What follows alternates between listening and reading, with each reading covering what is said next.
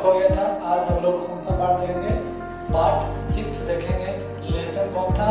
तो लेसन 9 था, पार्ट 6। आज इस लेसन का लास्ट क्लास है। आज के बाद अगला दिन से दूसरा लेसन चलेगा, लेसन 10 चलेगा।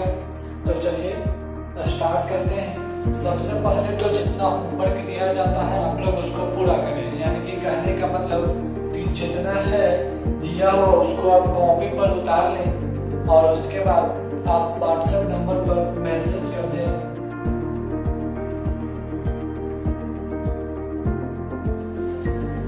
इस पर आप मैसेज कर दें।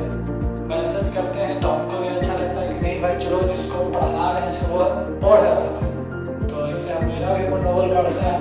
तो चलिए ठीक है, आज हम लोग इसको स्टार्ट करते हैं लेसन 9 और पार्ट 6 से। तो आज का सबसे पहला क्वेश्चन है उत्तक संवर्धन क्या है। क्वेश्चन क्या है? उत्तक संवर्धन क्या है। कहने का मतलब कि अगर प्रयोगशाला में किसके माध्यम से? पोषक माध्यम से। याद रखना किसके माध्यम से? तो पोषक माध्यम से किसी पौधे के एक टुकड़े को, किसको? किसी पौधे के एक छोटे टुकड़े को या कुछ कोशिकाओं को लेकर उस पौधे के जैसे हूबहू अनेक पौधा का निर्माण करना क्या कहलाता है? उत्तक संवर्धन, या इसी को क्या बोलते हैं? सूक्ष्म प्रवर्धन कहा जाता है। अगर क्वेश्चन आपसे बोल दिया जाए कि सूक्ष्म प्रवर्धन क्या है तो टेंशन में नहीं आ जाएगा। इसी को हम लोग क्या बोलते हैं? सूक्ष्म प्रवर्धन कहा जाता है। अर्थात प्रयोगशाला के पोषक माध्यम में उत्तक का विकास करना ही क्या कहलाता है? उत्तक संवर्धन कहलाता है। और उससे एक ही जैसे अनेक पौधे, उसी के जैसे अनेक पौधे प्राप्त करना सूक्ष्म प्रवर्धन कहलाता है। तो फिर से हम लोग जैसे हम लोग देखते होंगे कि आप लोग सुनते होंगे कि सट्टा वाला पौधा है, यानी कि अगर पेड़ है, ऐसे मान लीजिए कि पेड़ है, अब पेड़ से हम लोग एक टहनी को काट के उसको सट्टा के पौधा बना देते हैं, यहाँ से एक नया पौधा विकास कर लेते हैं। वही उसी प्रक्रिया को हम लोग क्या बोल सकते हैं? उत्तक संवर्धन बोला जाता है। यानी कि एक पेड़ से कई पेड़ का निर्माण करना हूबहू उसी के जैसे, इसको क्या बोलते हैं? उत्तक संवर्धन। और सूक्ष्म प्रवर्धन क्यों बोला जाता है? कि उससे छोटे छोटे कई पौधे निर्माण कर लेते हैं, इसीलिए इसको हम लोग क्या बोलते हैं? तो इसीलिए हम इसको सूक्ष्म प्रवर्धन भी कहा जाता है। फिर से एक बार देखते हैं। प्रयोगशाला में पोषक माध्यम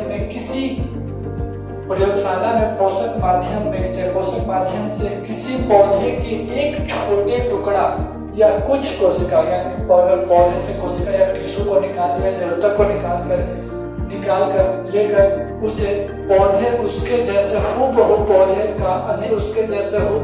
का निर्माण करने का क्या कहलाता है? उत्तक संवर्धन कहलाता है। इसका डेफिनेशन याद करना ज्यादा हार्ड का नहीं, आराम से याद रखना। खाली ये मेन चीज ये है कि पोषक माध्यम से, बस उसके बाद कुछ नहीं। प्रयोगशाला में पोषक माध्यम में किसी पौधे के एक टुकड़ा या कुछ कोशिकाओं को लेकर उसी के जैसे हूबहू पौधे का निर्माण करना क्या कहलाता है? उत्तक संवर्धन या सूक्ष्म प्रवर्धन कहलाता है।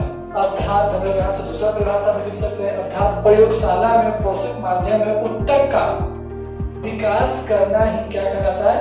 उत्तक संवर्धन कहलाता है। और उससे एक ही जैसे पौधे अनेक पौधे प्राप्त करना क्या कहलाता है? सूक्ष्म प्रवर्धन कहलाता है। तो यह क्वेश्चन आराम से याद हो जाना चाहिए, इसमें ज्यादा कोई भारी बात है नहीं। चलिए हम लोग आगे क्वेश्चन देखते हैं।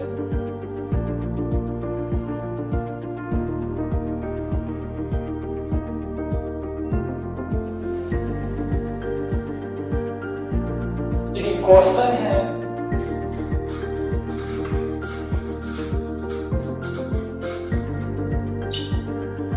है कि सूक्ष्म प्रवर्धन क्या है और इसके महत्व को लिखे। सूक्ष्म प्रवर्धन क्या है, इसके महत्व को लिखे। तो सूक्ष्म प्रवर्धन तो हम लोग अभी पढ़ा चुके हैं, फिर से देख लेते हैं। पोषक माध्यम में उत्तम प्रबंधन द्वारा नए पौधे का निर्माण करना क्या कहलाता है? सूक्ष्म प्रबंधन कहलाता है। पोषक माध्यम में उत्तम प्रबंधन के द्वारा नए पौधे का निर्माण करना सूक्ष्म प्रबंधन कहलाता है। आपसे क्वेश्चन पूछ सकता है कि बताइए इसका महत्व क्या है, यानी कि इसके महत्व को लिखें। तो हम लोग उसका आंसर देते हैं, इसके महत्व को लिखें, यानी कि इसका महत्व क्या क्या है। तो सबसे पहला महत्व हम लोग क्या देखेंगे? सबसे पहला हो जाएगा कि जो पौधा बीजहीन है, यानी कि उसमें पौधा नहीं है, उससे भी हम लोग क्या प्राप्त कर सकते हैं? तो नए पौधे का निर्माण कर सकते हैं। यानी कि हम लोग जनरली कैसे जानते हैं कि अगर कोई आम है तो आपके बीज रोप दिए तो उससे नया आपके पेड़ बन जाएगा। लेकिन बहुत कुछ ऐसे पेड़ हैं, मान लीजिए कि अगर कुछ पेड़ है जिसमें बीज ही नहीं है, तो उसको हम लोग कैसे अगला पेड़ प्राप्त करेंगे, नया पौधा बनाएंगे। तो यानी कि इसके सूक्ष्म प्रबंधन के द्वारा हम लोग बीजहीन पौधे से भी नए पौधे का निर्माण कर सकते हैं। इसका क्या हो गया? महत्व है। दूसरा का महत्व क्या हो जाएगा? तो रोगग्रस्त पौधे से भी रोग मुक्त पौधे का निर्माण कर सकते हैं। मान लिया जाए कि अगर कोई भी पौधा है वो बेचारा रोगग्रस्त है, तो उससे अगर हम लोग सूक्ष्म प्रबंधन के द्वारा नया पौधा प्राप्त करेंगे तो रोग मुक्त पौधा निर्माण कर सकते हैं। ये इसका दूसरा महत्व था। तीसरा, काफी कम समय में काफी अधिक संख्या में पौधे को निर्माण कर सकते हैं। मान लिया जाए कि हम लोग पेड़ की संख्या अगर कम रहे तो पर्यावरण दूषित होता है। तो हम लोग अगर आम के बीज से आम रोपे, फिर उसके बीज से आम रोपे, तो बहुत ज्यादा समय लग जाएगा और पर्यावरण को ठीक करने में। लेकिन अगर हम लोग सूक्ष्म प्रबंधन का उपयोग करते हैं तो काफी कम समय में काफी अधिक पौधा का निर्माण कर सकते हैं, जिससे पर्यावरण हमारा ठीक हो सकता है। आगे अगला इसका महत्व क्या हो जाएगा? तो एक ही जैसे अनेक पौधा का निर्माण हो सकता है। यह चौथा महत्व हो गया कि एक ही जैसा अनेक पौधा का निर्माण कर सकते हैं। पहला क्या था? बीजहीन पौधे से नए पौधे का निर्माण करना। दूसरा क्या था? रोगग्रस्त पौधे से रोग मुक्त पौधे का निर्माण करना। तीसरा क्या था? काफी कम समय में काफी अधिक संख्या में पौधे का निर्माण करना। और चौथा था एक ही जैसे अनेक पौधे का निर्माण करना। यह आपका महत्व था।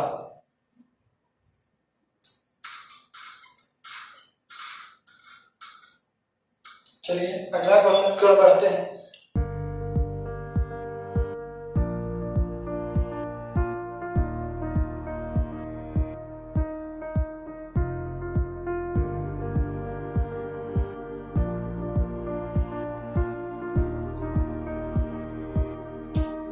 चलिए अगला क्वेश्चन है आपका एक्सप्लांट क्या है? क्वेश्चन क्या है?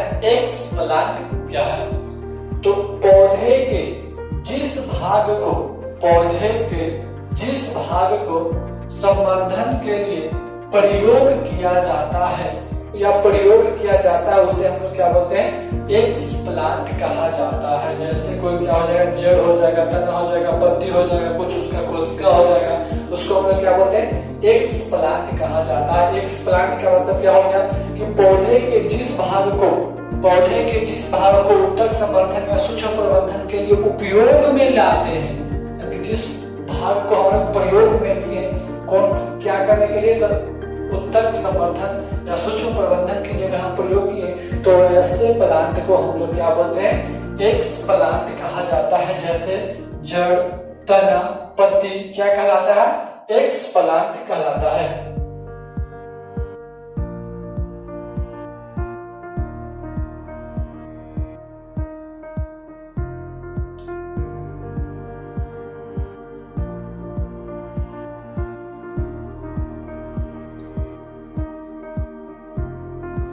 चलिए आज यह लेसन समाप्त हो गया। आज हम लोग लास्ट क्वेश्चन था एक्सप्लांट क्या है, इसको हम लोग समझ लिए कि पौधे के जिस भाग को उत्तक संवर्धन या सूक्ष्म प्रबंधन के लिए प्रयोग में लाया जाता है वो ऐसे भाग को हम लोग क्या बोलते हैं? एक्सप्लांट बोलते हैं। जैसे जड़, तना, पत्ती को हम लोग क्या बोलते हैं? एक्सप्लांट कहा जाता है। तो अगला दिन से हम लोग लेसन 10 देखेंगे। आज यह लेसन समाप्त हो चुका है, तो हमें उम्मीद है कि आप लोग इसको अच्छे से समझे होंगे और अच्छे से पढ़े होंगे।